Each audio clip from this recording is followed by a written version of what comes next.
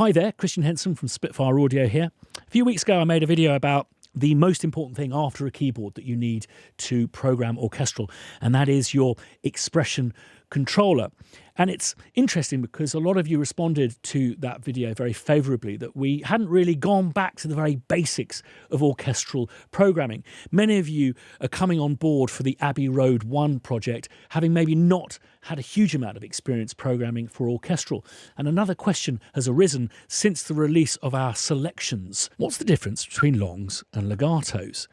It's a good question, and one, when I answer, that I hope will unlock the orchestral ninja lurking within you. So I think we've got our heads around the two different ways in which we control articulations within orchestral. Spiccato, shorts, things that are struck, pluck, where you can't determine the volume after the note has been played, tend to be controlled via velocity.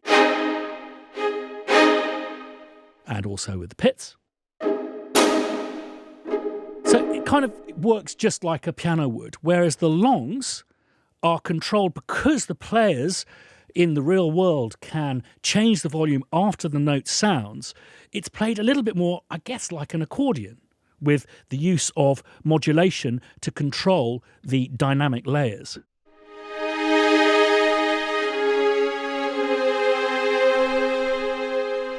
And I explained how I tend to combine it with expressions. So you're using the timbral control here and you're accentuating it with just a basic volume control here.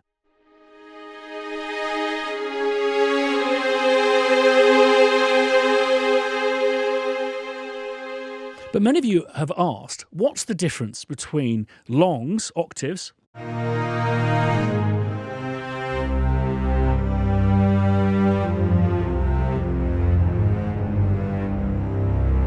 and legatos?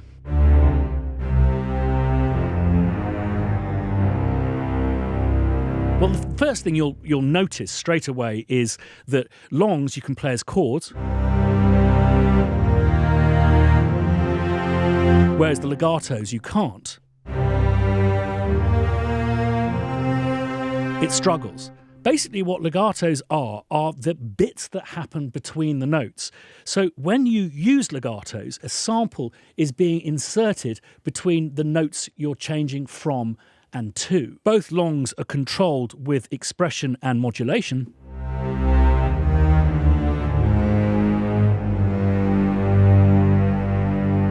And the longs still sound amazing doing those single lines, but when you employ the legatos, it just adds that extra 1%. And at this level, Abbey Road, those extra 1% are oh so important.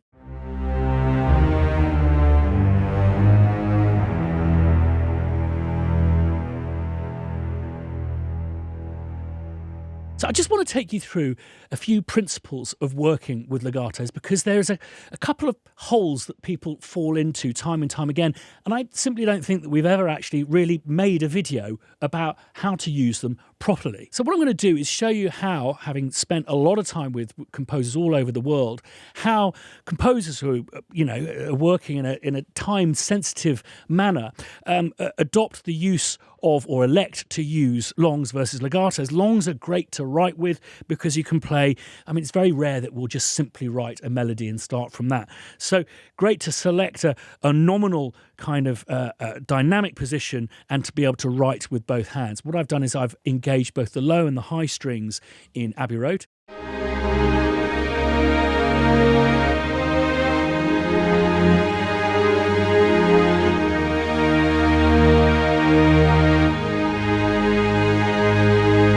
See countless composers writing both hands like that, nominal value set there, and then they'll simply program that in after.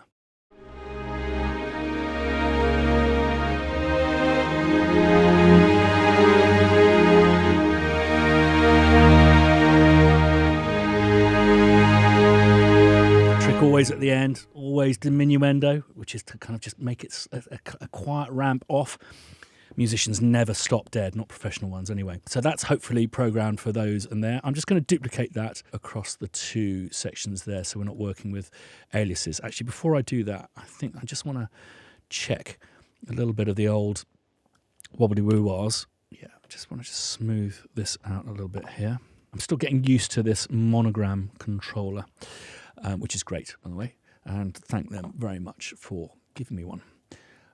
So just duplicating that down. Now, what I often see happen with professional composers is if there's a real kind of line that they want to eke out, they'll elect that to become the kind of legato line. They won't make everything into legato because it's time consuming. Let's just copy that down one last time. Just simply take these octaves off.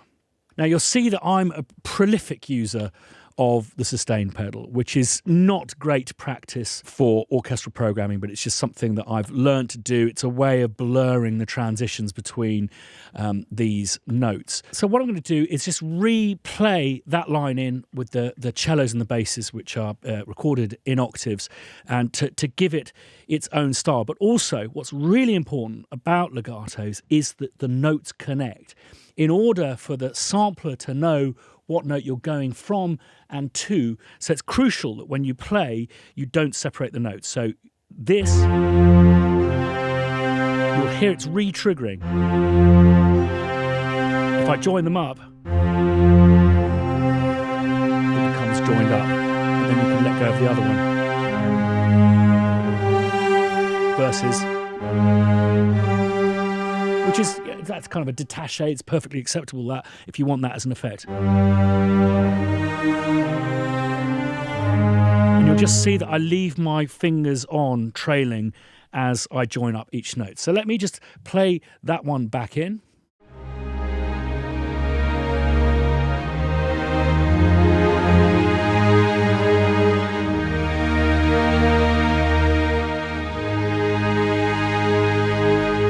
Now, you'll see there, some of this is it's a close run thing. So what I tend to do is I've got a hotkey for legato, which basically means that all of the notes will match up exactly, and then I'll simply overlap it like that.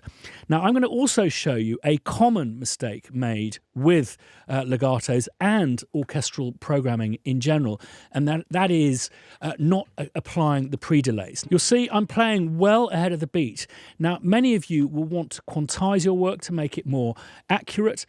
If I was to quantize this, which I probably wouldn't, but just for argument's sake, let's quantize that. And then I'd maybe just take the strength down so it's not absolutely rigid. But what you'll hear here is that suddenly it'll go really behind the beat.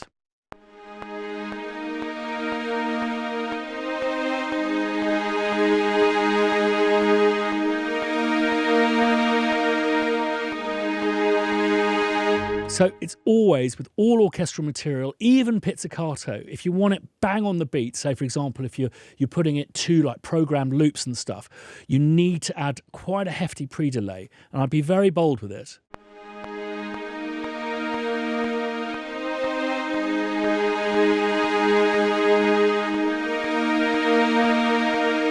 Now, there's something very risky about quantizing your legatos. So let's do that. You'll see by putting it bang on the grid, we've created some separation there. And that's a common error that happens with legato. So these beautiful joined up lines are now all détaché or separate.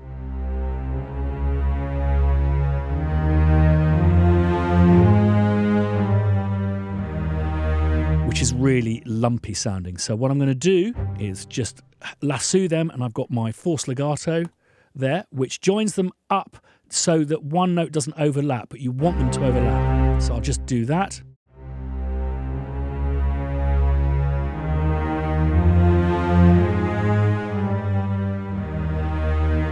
Okay, I'm just going to smooth some of these out. You can see there's a little kind of unattractive jump there that I'm going to correct, being a little bit too detailed with my programming there. So let's have a listen to that.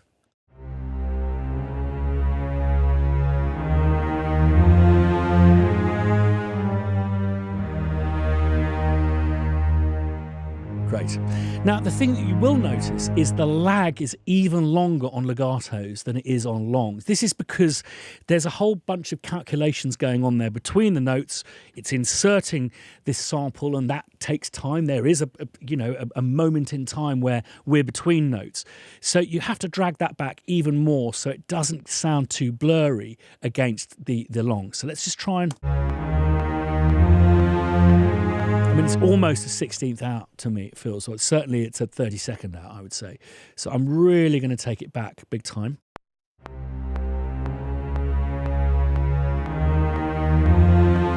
It sounds a little bit eager.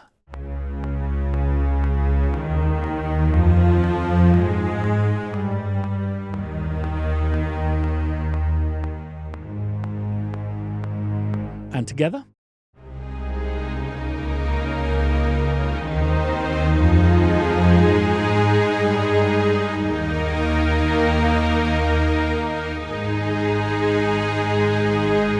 But I'm going to take this a step further because I believe legato can really unlock your extraordinary powers of orchestral programming. I want to talk about voices and how we perceive harmonic language as keyboard players and guitarists. We feel that harmonies are blocks, they're chords. We play them together or strum them together. The orchestra see them as voices, and each individual player understands music as if it was a voice, not kind of being a minion within a chord.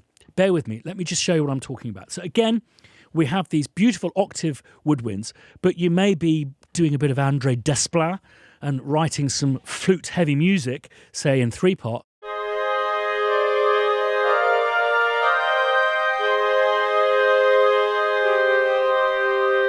It sounds great, but believe you me, if you voice this up, it's going to sound even better by using legatos. Now, voicing polyphonic sequences, I think, for composers is a little bit like eat your greens. But I think, you know, we when we do get around to a plate of lovely broccoli, we do actually get, it's fairly easy to make and it's pretty delicious. And I really do think that this is the key that will unlock your power as an electronic orchestrator, if you will. And all I'm going to do is duplicate these instruments twice. It's a 3-note harmony, as I said, and we're going to voice it. Now, this isn't a hack. It may seem really simple, but this is the way that orchestration works, the rules of orchestration, and that is that the beams should never cross. Top line stays on the top, middle line stays in the middle, bottom line stays on the bottom. They never cross over. If they do, and you work with an orchestra, they'll go, our parts are crossing. So let's look at the top. Now, there's an interesting thing here where I haven't re-noted this top-bottom line here. So what I need to do is go like that. And then the bottom one's quite straightforward. Just delete everything off there. Now, you'll see it's not joined up. So let's join it up. Always forget to do that. Never do the last note because you really determine where that comes off. Make them overlap. So this is with the longs.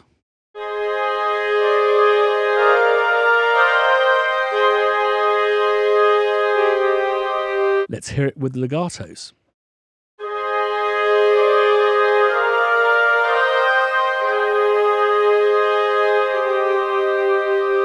Now, that's like having your broccoli raw, which is good for you, but I think there's a better kind of practice for splitting stuff out into voices. And that is, if you have a look at this, someone playing an individual set of notes, but with the exact identical interpretation of the swells in and out and the timbral qualities, whereas actually in real life, this section, each note would be reacting differently. So what I'm going to suggest is for the second and third part of actually deleting all of the expression data. In fact, I'm going to do it for the top one as well. Okay, and I'm actually going to mute these off so we can hear them kind of build up as independent voices.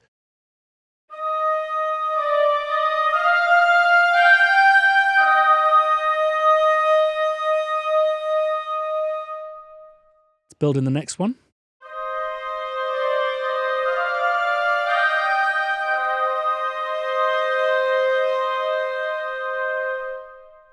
So we've got a little swell going on there, which we didn't have there. So we're already creating some complexity there, making it sound like autonomous human beings interpreting the music, the line, the voice differently.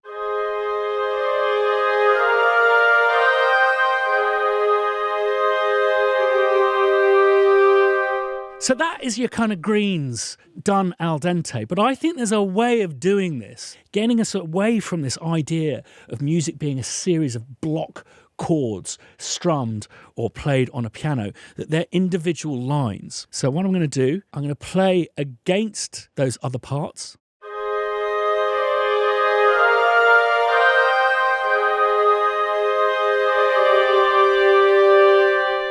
By thinking of it as a voice, I'm making it more memorable, more enjoyable to sing, if you will, albeit with my flute. But also what I'm doing, because I'm using dedicated fingers to create these dedicated parts, I'm playing things in a way that I wouldn't do if I was playing them as chords.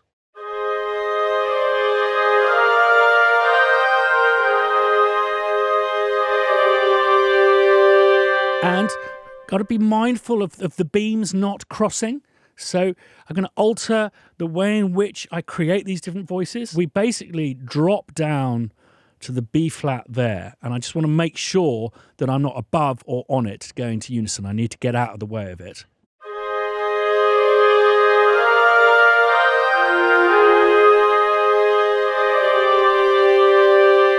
And that's all that orchestration is. It is simply picking the different voices to play your different notes at different points in time. And when you're creating a harmonic language, think of it like voices singing it. I find it much easier to sing la, la, la than la, la, la. The minor. I mean, if you had a kind of a CPU meter, it would kind of go into overload on what my brain was having to do to sing the minor. It's just a semitone apart. It's more difficult to sing. Actually, that's quite a funny thought. Imagine if, like, humans behaved like Macs, like Apple Macs, that if we were, like, solving a problem, we suddenly went, Anyway, I digress. And this is where my theory is about, like, dissonance, these interesting, differences between, say, this chord and this is the intervals between the notes, I think, in a minor are more difficult and less natural for us to sing. And that's why when you listen to kind of late 20th century atonal music, they play really with these big gaps between notes, like something like this. Those are really, really difficult to sing. So if you're purposely trying to write dissonant music and you're thinking about individual voices, think about melodies that are slightly less natural to sing. Conversely, if you want to get a sense of when something is well orchestrated, it should be so that these lines make some kind of lyrical sense, even if they're sat in the middle of these harmonies. So again, top rule is never let the beams cross, so to speak. But also, if you want it to sound melodious and glorious, then it's got to be a good line to sing. Therein is a slight failing in the way that I've orchestrated this.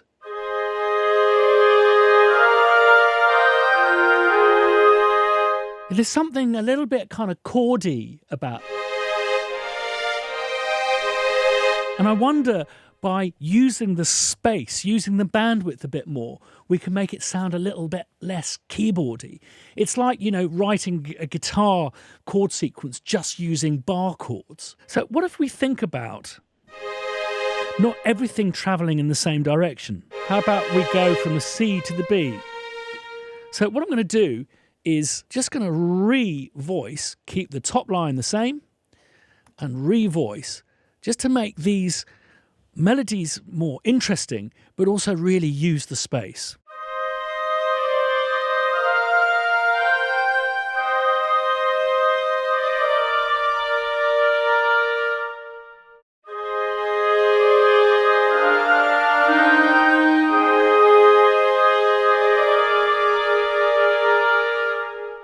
Those are exactly the same chords as I played before, except for that last one, which I've altered. And orchestrating, that's the fun of what we get to do. We get to hear what it sounds like with an orchestra, so we get to change stuff up.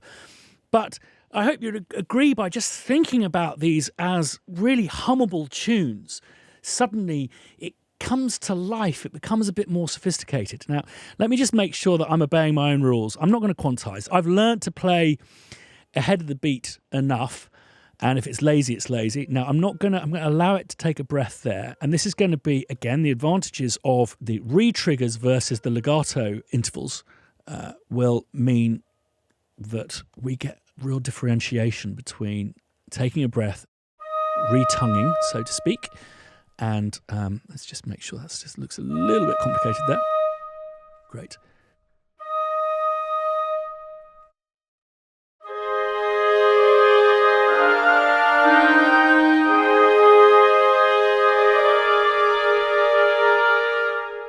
Great. One thing I did notice is there's a bit of an not all coming in together. Whoopsie. So let's just correct that.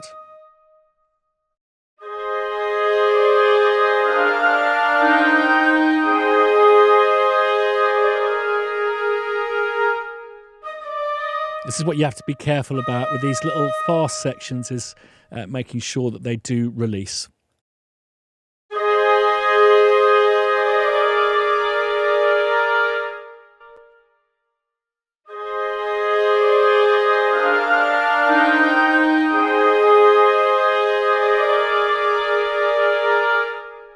And then just one little thing I'm going to do here is, again, I'm going to really articulate this. So let's get the old dynamic controller and just have this sing loud and proud.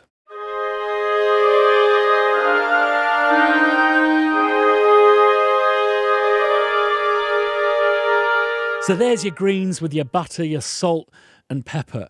You know, breaking these things out into their individual voicings really is simple. Just don't cross the beams. Don't let the lines cross, and then just try and use the space and make each line as singable as possible. And I think that that'll set you on the way to becoming an awesome orchestrator, thinking about these individual voices as individual people or groups of people.